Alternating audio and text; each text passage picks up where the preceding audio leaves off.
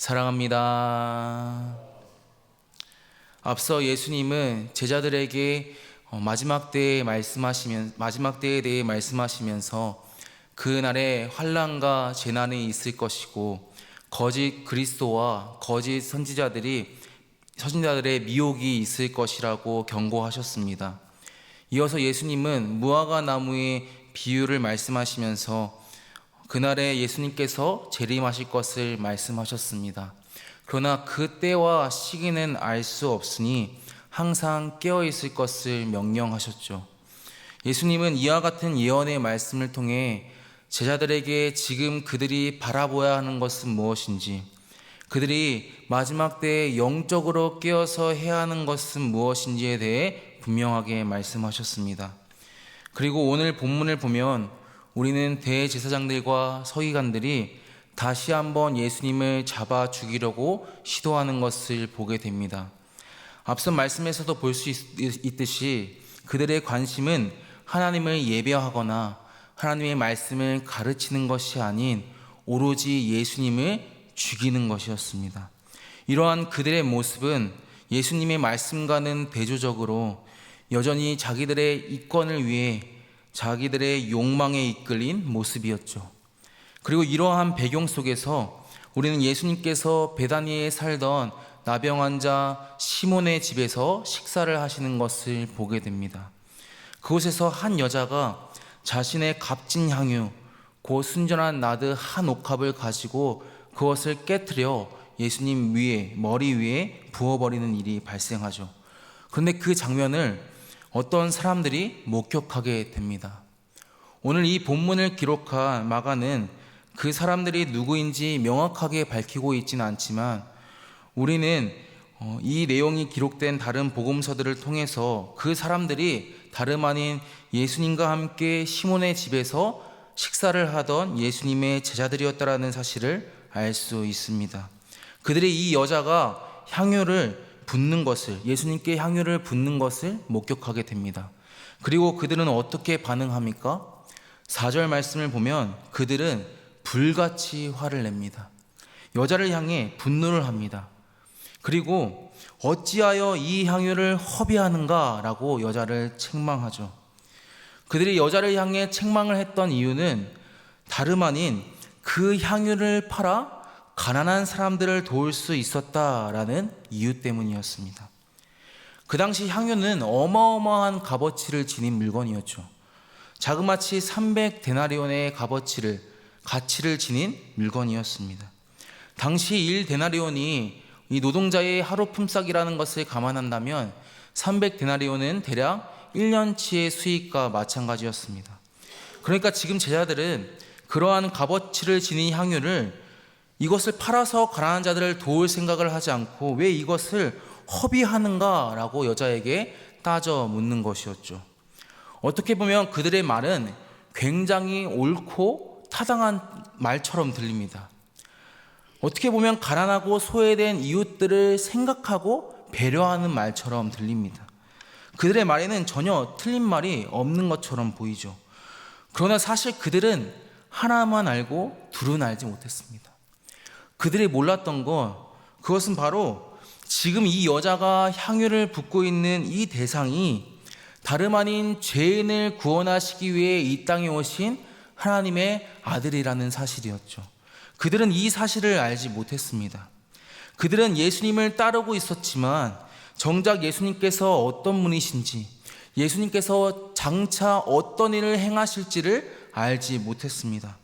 그저 자신들의 꿈과 이상을 쫓아 앞서 대제사장들과 서기관들이 자신들의 이권을 위해 자신들의 욕망을 쫓아 살았던 것처럼 이들 또한 자기들의 꿈과 이상을 쫓아 예수님을 따랐던 것이었지 정작 예수님께서 이 땅에 오신 분명한 이유와 목적에 대해서 그들이 알지 못했다라는 것입니다.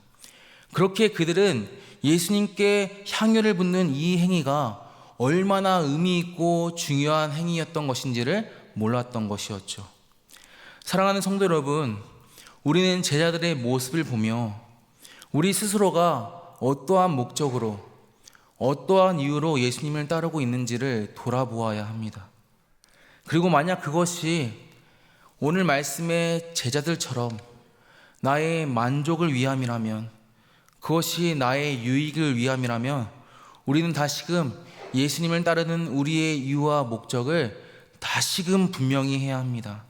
그렇지 않는다면 우리 역시도 오늘 본문의 제자들처럼 어느 순간 예수님께 시간과 물질을 드리는 것을 허비하는 것으로 여길 수도 있음을 우리는 주의해야 합니다.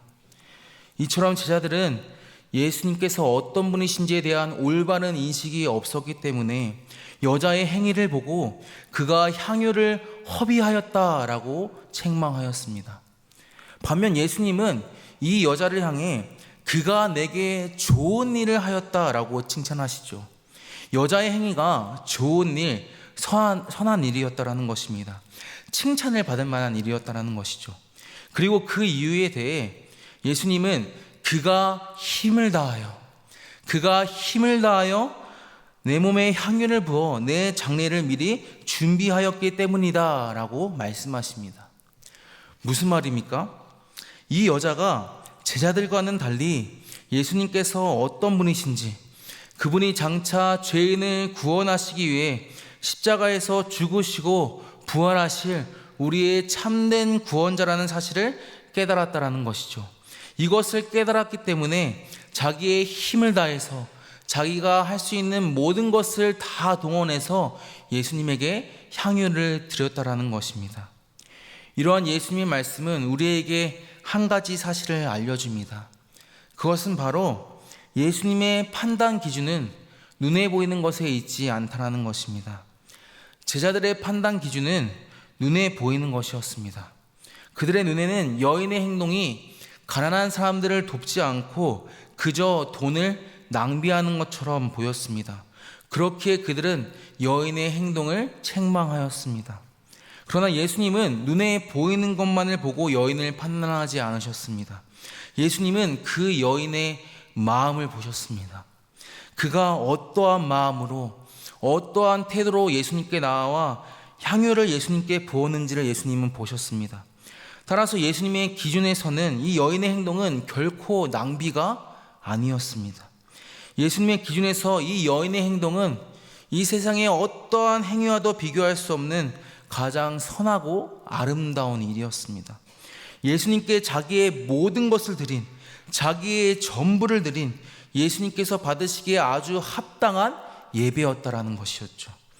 그리고 예수님은 제자들을 향해 온 천하에 어디서든지 복음이 전파되는 곳마다 이 여자가 한 일도 전해져서 사람들이 이 여자를 기억하게 될 것이다 라고 말씀하십니다.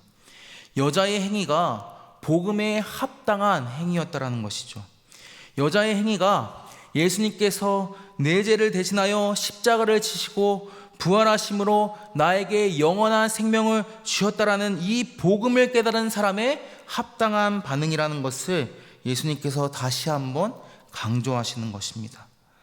사랑하는 성도 여러분, 우리는 예수님의 십자가 보혈로 구원 얻은 사람들입니다. 우리에게는 아무런 자격이 없음에도 불구하고 예수님은 그러한 우리를 대신하여 십자가에서 피 흘리심으로 우리를 구원하셨습니다. 그렇다면 우리가 예수님께 드려야 하는 합당한 반응은 무엇일까요? 그것은 바로 우리의 전부를 예수님께 드리는 것입니다. 그저 눈에 보이는 행위나 눈에 보이는 어떠한 물질만이 아니라 우리의 마음을, 우리의 중심을 예수님께 드리는 것입니다. 예수님을 위해, 나에게 생명을 주신 예수님을 위해 내가 할 수 있는 모든 것을 하는 것이죠. 말씀을 맺겠습니다. 오늘 예수님께서는 여인을 책망하는 제자들을 향해 그가 향유를 허비하는 것이 아니라 좋은 일을 하였다라고 칭찬을 하십니다. 사랑하는 성도 여러분, 우리가 드리는 예배와 우리가 감당하는 사역, 우리가 내는 열심은 어떻습니까? 허비입니까? 좋은 일입니까? 간절히 원하고 바라는 것은 우리의 삶이 주님께서 보시기에 좋은 일이 되기를 소망합니다. 그저 어쩔 수 없이 주님을 따르는, 그저 어쩔 수 없이 마지못해 주님께 내 시간을 허비하고 내 물질을 허비하는 그러한 인생이 아니라 나를 살리신 구원의 은혜, 그 십자가의 은혜에 감격하고 감사하며 나의 모든 것을 온 힘을 다하여 드리는, 그리하여 예수님께 좋은 일을 하였다 칭찬을 받는 저와 여러분이 되시기를 주님의 이름으로 축복합니다.